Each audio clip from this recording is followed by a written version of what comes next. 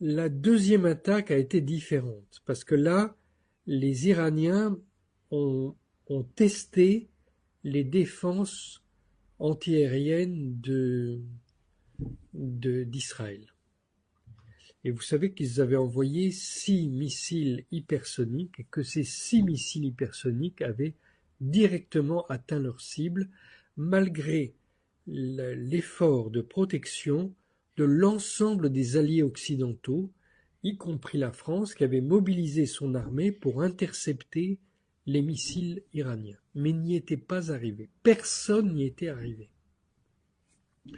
Donc là, cette fois-ci, quand l'Iran, se sentant gravement menacé, puisqu'on a attaqué cette fois-ci ses centres énergétiques, d'abord les usines nucléaires, les usines de fabrication électrique nucléaire, et les centres de stockage de pétrole.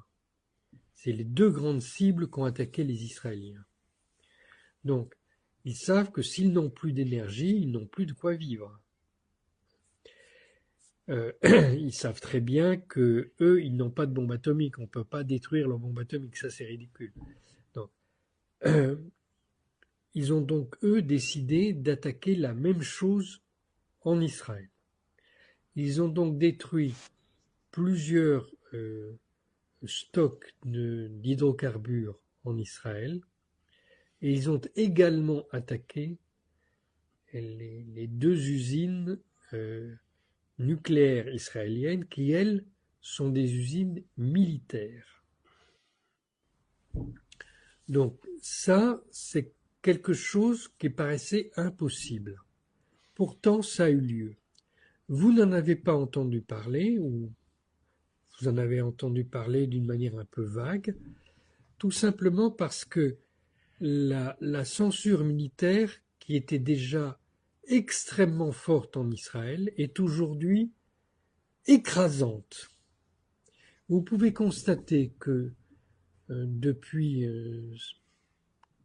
j'allais dire, 3 ou 4 jours, la totalité des journaux israéliens a supprimé son fil d'actualité.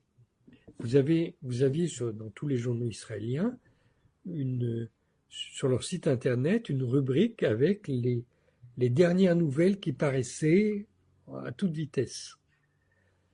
Tout le monde a supprimé cette rubrique.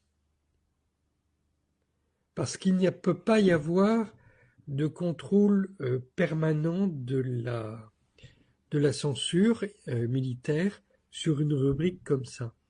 La censure militaire ne peut préventivement agir que lorsque des textes un peu développés sont prêts.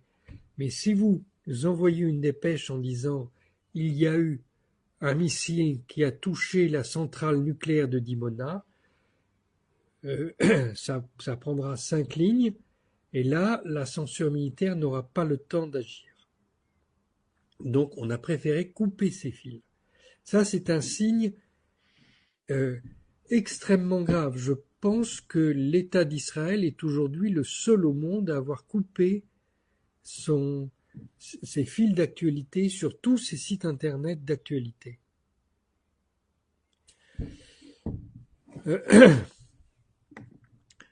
Donc, je disais ça pour dire que la contre-attaque iranienne est efficace.